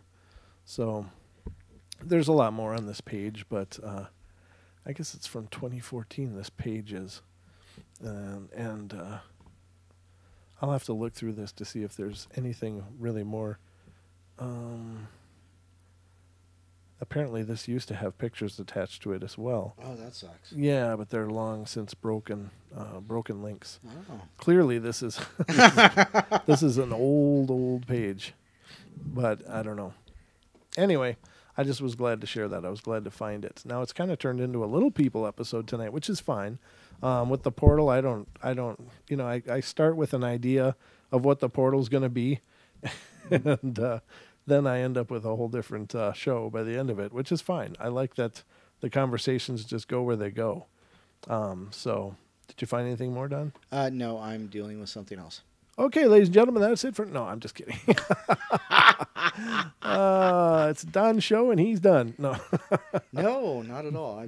We've got plenty more to do. I'm going to read this this story of a Bigfoot encounter. Sinzway says, these creatures stay hidden so well because they fear taxes. They fear them. Okay. Well, I don't blame them for that. You know, there should be no taxation without representation, and as far as I know, they're not represented real well right now in the Duke world. says we need more about the mini squatch. Mini squatch. Yeah. You know, I've heard that term before, but if you got a link, brother, I'll look into it. If you want to fire me some information about that, I think that'd be cool. I've heard that when we've had Robin on the show, a lot of these little people races actually look like small versions of their much bigger Native American counterparts. Ewoks? No, like they look like little people. Oh, people. Like they look like, you know, they're was- little braves and stuff. I was still stuck on mini squatch. Sorry. Mini Squatch would be like an Ewok, I would think. But that is interesting. Yeah, I'm looking. I still have MeWe open, Duke, so if you got a link, send it over to me. Mini Squatch. I'll have to look for that. Yeah, definitely that. It's a term that I've heard several times, but I didn't really know what to make of it. Mini Squatch. No, now it'll be some joke. You did a show about this, World Bigfoot Radio. Ladies and gentlemen, if you're not familiar with Duke, he's been on the show a couple times, wonderful guy. But he is the founder and main man behind World Bigfoot Radio on YouTube. Yay! And you can find that by looking for Brian Sullivan's channel. That's him in the chat. But episode 51 was Mini Squatch and Proto Pygmies with Robin. Oh. Yeah, so I clearly haven't heard that one yet, and I will have to. There's a lot of things I haven't heard that I fully intend on it. Probably should, research. But let me go. There's a minisquatch.com. Let me go to that and see what they say about what is a mini squatch. At some point near the start of Aaron's second trimester, it's minisquatch.com. Second trimester, we heard reports of a study that says every time a woman is physically sick during her first trimester, her child's IQ increases. What the hell does this have to do with mini squatch? Erin was not sick during her first trimester. Not once did she suffer from quite a bit of heartburn, though. This doesn't sound like a mini squatch. Yeah, it's just totally talking about... it says something about has quite a bit of hair. Heartburn can be an indicator that the child living in the woman's innermost lady apartment. A womb with a voo. A womb with a vulva. Oh! Sorry. I don't know. This stuff just happens in my head and then it comes out. I don't know. I can't really be held responsible. It's almost a Tourette's. Just saying. All right. When the child living in the woman's innermost lady apartment is growing quite a bit of hair, if one were to look at this information a certain way, he might conclude that the current tenant of Aaron's innermost lady apartment is lacking in extra IQ points and covered in a pelt of downy fur. A tiny, unintelligent, overly hairy animal, a fetal Sasquatch, mini squatch. This sounds like an Urban Dictionary kind of thing. Yeah, it's kind of that does. Now we still need to figure out what Duke's talking about. Yeah, I'm still looking. I thought I had something there when there was a whole domain. Duke says mini squatches get heartburn from eating humans. Yeah, that's probably true. Oh, it probably is. Oh, they're crunchy with ketchup. Okay. You're like the Gordon Ramsay of grilling. Oh, I was looking at pork ribs this afternoon. I was like, if you're going to look at them. It's getting close. It's getting time for grilling, isn't it? Yeah, but I was at a big grocery store. Oh. I need to go to our local processor up the road where I get really good ribs, fresh ribs. Straight from the farm ribs. Right off the hoof. Yeah, exactly. Cheap, too. Cheap. Oh, they're so good. I don't know. Oh, they're so good. See, that's the problem with paranormals. There's so much garbage out there. Yeah, it is. Yeah, there is. Well, it's I saw a meme that says, it was like, the old Gene Wilder, Willy Wonka. And it says, You run a paranormal channel or a Bigfoot or a cryptid channel or a Bigfoot channel, and you're in a fight with some other guy because their stories are unbelievable and lies. And it's like, yeah, that Duke was talking about that last time he was on about, or when I was on with him that one time about how we, backstab each other. So, but I mean, there's also the disinformation, like this particular thing that doesn't apply. But there's so much garbage out there is where I was going with that. Yeah, I'm not. There is. It's like Don, when you come back. I'm getting a whole bunch of garbage when I'm searching for mini squatch. Of people are taking that name and, it's monikers and kids channels and stuff. So I don't know, Duke. I'm gonna have to look into mini squatches a little more before I can talk about them with any kind of efficacy. I'm gonna go visit Nellie tomorrow. What's going on with Nellie? Nellie's having pork ribs tomorrow. Slow smoke with hickory. Yep. Oh no, you didn't. No, you did not. Not up in the portal. Yeah, you got to bring enough to share. That's all. Yeah, the thing is, if you talk about food, you got to share it with the host. Yeah. That's the rule. The host doesn't have to share the food, though. Hello? Oh. Donner party? Party of 8? Let me pull this up. Oh. That's a picture from Duke. Oh, is it? Yeah. Creepy. What was the little guy's name from Land of the Lost? Chaka. It does look like that, doesn't it? That's what popped into my head when you... Right. Wow. Can we put that on the screen, Duke? Yeah, do we have your permission to post that? Can we use that on the show right now? Pop it on there so people can see? He said check me, so... Yeah, I did. I just want to... We did. Can we use the picture right now and show He's it? moving in on those deer, too. That's pretty wild. Oh, yeah, no doubt. Yeah, there's deer right there. That's interesting. He That's said, cool. "Yep, okay." All right, let's do it. So what does he call it? The Alba witch? Oh, I was wondering if that was the Alba witch. The Pennsylvania Alba snitch. Snitcher. Okay, Snitch, let's yeah. move it over here. Here it is. That is really creepy. Yeah, it looks like Shaka. It does. It really, really does. Now, Oh are my are we God. sure this is a mini squatch or is it a juvenile? Or a young one? Right. I don't know. I don't know. I mean, is there a difference between a mini squatch and a notable difference that needs to be? That is really wild. I wish we had a phone line we could talk to Duke right now and go, hey, what's the deal? This is really cool. It's reputedly a game camera photo. Oh my God. That is brilliant. Ladies and gentlemen, right here on the Paranormal Portal. Thank you, Mr. Duke. You are amazing. Oh, you don't have the 3-screen on. Oh. I'm sitting here drooling on it. Let me go to the full. There it is. Let me go to the full 3 screen. Thanks, Digger Dog. Yeah, thank you. I appreciate that. Look at that. It's this little hairy guy. Now, ladies and gentlemen, you might be thinking, "Oh yeah, it's just somebody in a suit." But here's the thing: those deer are Why not is he that so far close away. to those deer? Yeah. How is he so close if he isn't really adept at what he's doing? I mean, that dude is right up on these little deer, and you can get an idea of his scale because, of course, deer are probably about maybe 4 feet at the back. From their back to the ground, would you say, Don? 4? Yeah, a good size, yeah. And the head are probably... small muley, yeah, definitely. Yeah. A large whitetail, yeah. Yeah. So, I mean, this thing is right up on them. And deer are just really skittish creatures because they're on everybody's food chain. I mean, they just don't ever really relax. Hot dog on the hoof. Yeah. So you don't get a chance to get real close to deer. Duke says that would be really tiny for a little Sasquatch. Oh, okay. So there must be some kind of a... If they're that size, they're being carried by mom, is what you're saying mostly, in the Sasquatch realm. But this thing is they wouldn't be off on its own. Yeah, that is not. wild, huh? Yeah, that's crazy. No, where is this from? Does he say? Pennsylvania. This is somewhere, from Pennsylvania. Yeah, somewhere okay. in Pennsylvania. This is the apple snitch. Okay. Yeah. All right. Gotcha. My God, that is intense. Ladies and gentlemen, right here, this is a little cryptid. That's and quite honestly, the dimensions are more human than normal Sasquatch. I would think with the arms don't appear a whole lot longer by scale than ours are. Yeah. And it does appear to have longer legs. Squatch legs generally seem to appear pretty stout compared with their upper body.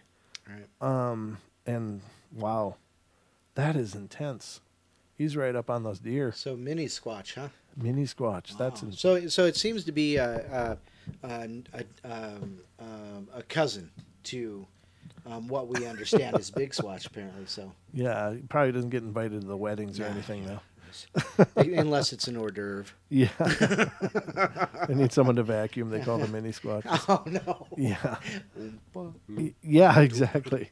I don't know though. That is really bizarre, isn't it? That's really cool. Thank you so much for sharing that. He says it's proportioned more like a human. Right. That's what I was thinking too. As I'm looking at it, it doesn't have the normal Sasquatch proportions. Very cool. Very, very cool. Thank you for sharing that. Yeah, that's awesome. That's really whoops. I shouldn't do that until I clear that screen. Derpy derpy derp. Yep, it's a show and I'm doing buttons. I'm doing buttons all day long. All right. Mary Poppins, y'all. I don't know why that popped in my head. Yeah, nice. Although I did see the trailer for that new movie now. It's supposed to be out on video. The new Mary Poppins. Oh yeah. Looks cute. Looks like it'd be fun. Whatever. In the traditional Disney sense. Come on, you grew up with that kind of stuff, Don. Yeah, I did. Bedknobs and Broomsticks is one of my favorite movies. There you go. They should be remaking that one next. Oh, All right, so that was really cool. Thank you, Duke. I appreciate that. Bang, bang, we love I didn't really care for that one. Sorry, I love that one too. Did you? Yeah. No, I didn't care for the whole My Car's Alive kind of stuff. Unless it was Knight Rider. No, Michael. Come on, kid, hit turbo. And when you push turbo, the car leaps like 30 feet in the air. It's like, who designed that turbo? Von Braun. Werner von Braun, yeah. Project Paperclip. That's hilarious. What was I don't know. Something popped into my head. You Well, said that doesn't live surprise car. me at all. Oh, I have. You know, I got to tell you though. Talking about live cars, I'm sure I have a ghost in my machine. Really, Yeah. Mr. Skeptic? Seriously? The paranormal pickup has to have some kind of ghost in that machine. Okay, do It's tell. just it's just everything all the time. It's like I'll be riding down the road, you know, and I've been I've been working on it. Yeah, I've been doing things to it. You know, I've changed out, I've done tune-ups on it, changed out the spark plugs and spark wires, and getting ready to do the master coils, and then probably the fuel injectors next. But some things happen to it that don't really make sense. Oh. And okay. so it's just really weird that it'll be driving along fine, and then all of a sudden it just does something, and it's not tripping the light. It's not, I'm like, well, what the hell is it? So I don't know, but I'm sure I've got a ghost in that machine somewhere. No, Naysay, I don't remember that, but Duke is a fellow Minnesotan too. I don't know. Did you ever hear about that? I didn't see that. I'm pretty sure, but Naysay says, Brent, do you remember at the Minnesota State Fair when they used to have that Bigfoot under glass right by the big stadium? I don't remember that. No.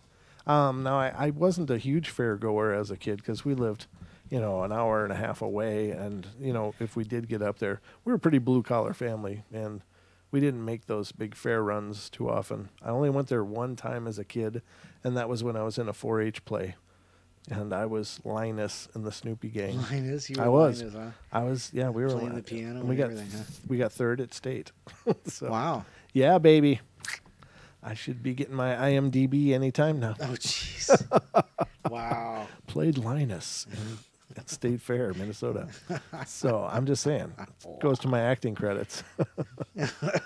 That's funny because our township was really, really small too. It was funny we even got, invited at all. But cool experience. But no, I don't remember that. I only remember the haunted house. That to me was amazingly cool, but I only made it in the entryway. Because I got in the entryway and I was so excited about going to the haunted house.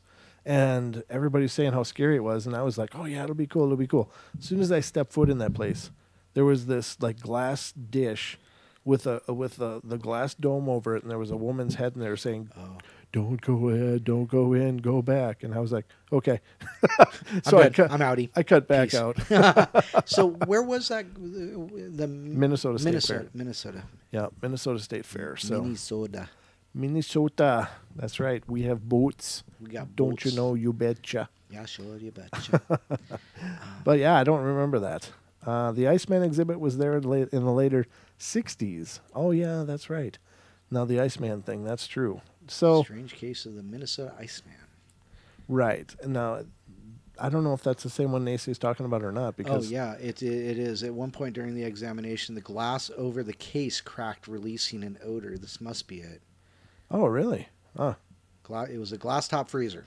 So well, yeah. I don't know if that's what he's talking about or not.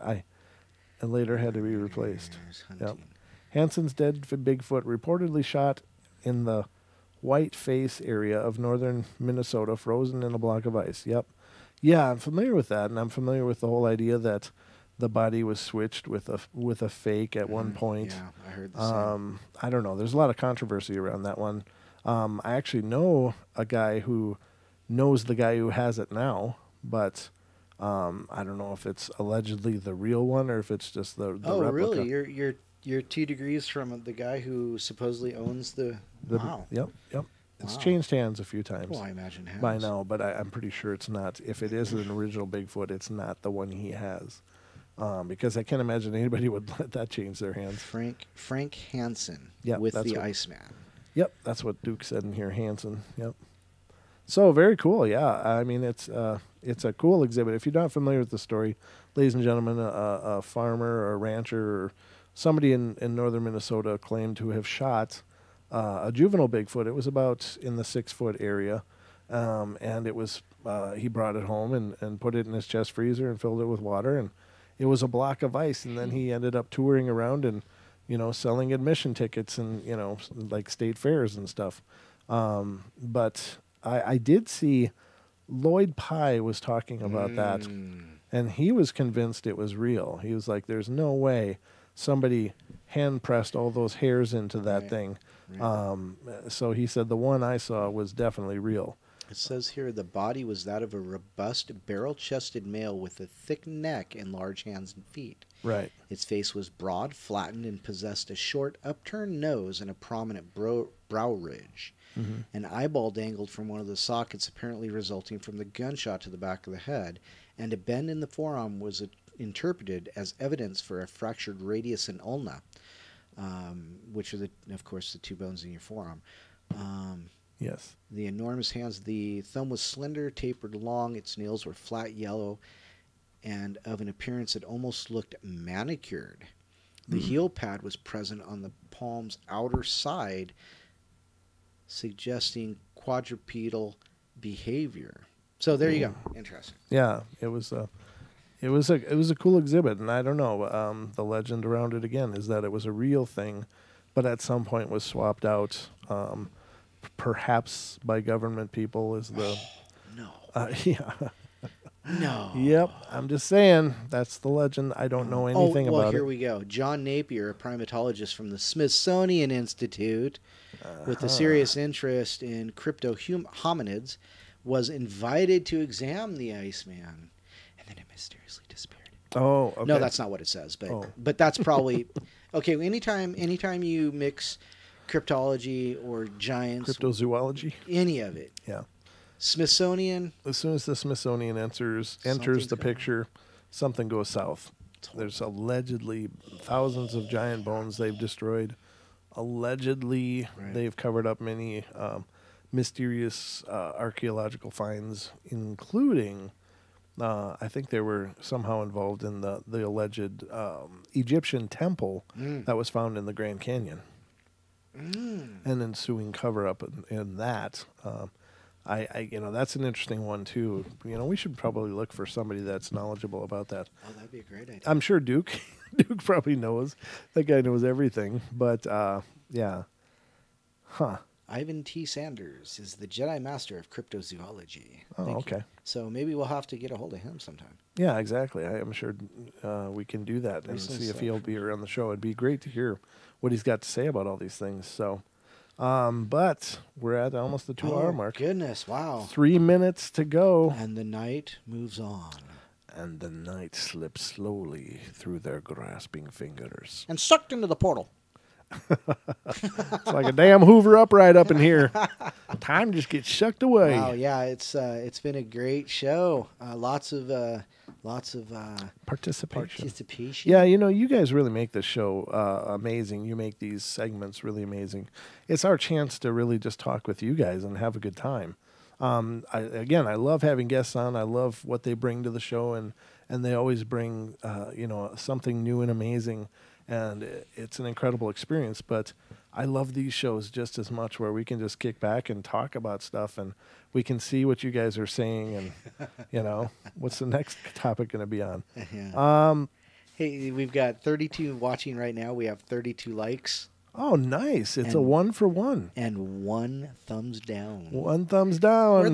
Where the hell did that come from? Who let the dick in? Oh, that was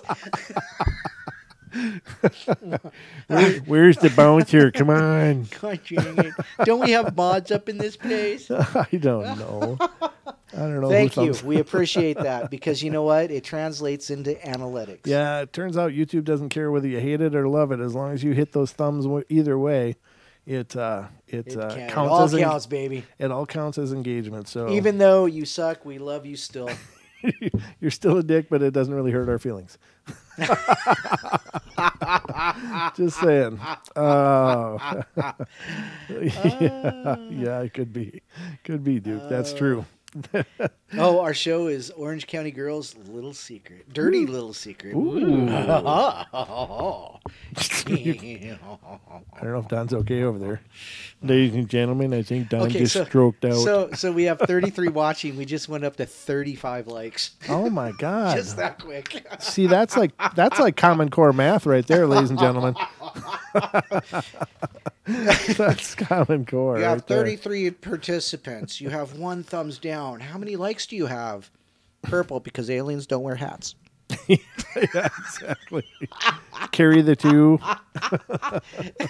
You don't carry anything in Common Core. Yeah, You don't have to. It's all just done by somebody you else. just leave it underneath that bar, bleeding to death. Wow. Ladies and gentlemen, that about Thank you, concludes Dana. our journey through the portal. And thanks, Sinzway. That's good. I hope you had a good time. We have a good time doing the show, and it's always a blast. Again, you guys make it amazing. I don't know, Duke. This is the portal. Yeah, that is some interdimensional being came through and went, well, we're going to give him 2 more. Yeah, that's it. Maybe the puck wedgie swung by.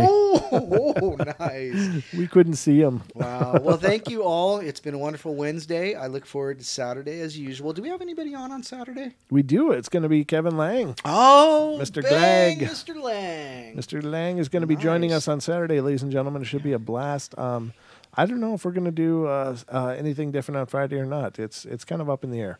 But we may. I got a tentative guest, but I'm not sure. Waiting for some kind of verification. But if that doesn't come, it's going to be more of this and what's not to love. Plus, the call board will be open. Oh, Friday So, night. Friday Call board night. with Brent. Yeah, with Ah, me. Nice. And as you said, Glagland. Yeah, absolutely, Mr. Kevin Lang. Yeah, he was great, and That was just a really cool. And that 2 hours flew by so fast. We just really didn't even have time to touch the whole Glag saga. Yeah. I mean, and of course, we're never going to be able to cover it completely. But if you want to hear the whole story of Kevin and his interactions with Glag, his juvenile Bigfoot, head over to World Bigfoot Radio on YouTube. And Duke has A 7 or 8 part series. Oh, it's like, yeah, there's so many parts and Yeah. pieces, but Duke really punched the clock on this one and recorded the whole Yep. epic journey. And it's really an epic journey. So definitely tune in and check it out. But he'll be on, and of course, you'll have the ability to ask him questions. So the call board will be open. Awesome. So, but probably the second hour. The second hour will open it up to calls. Yeah. So that's probably I gonna just be want to give him and I and Don a chance to talk and to hear more about what all of these amazing experiences he's had. So that'll be on Saturday night, but Friday night we'll be back, and of course I'm back tomorrow night doing the bedtime stories, which are the abbreviated versions of the portal. So we'll be back 7 days a week, 7 p.m. Pacific time. There's a portal going on here on YouTube. It's a portal party all week long. So love you all. Be good, be kind, be nice. Take care of each other. Help each other out. Find the magic in every day, and make sure you laugh a whole bunch. Kiss your loved ones. Kiss them all. Kiss them all.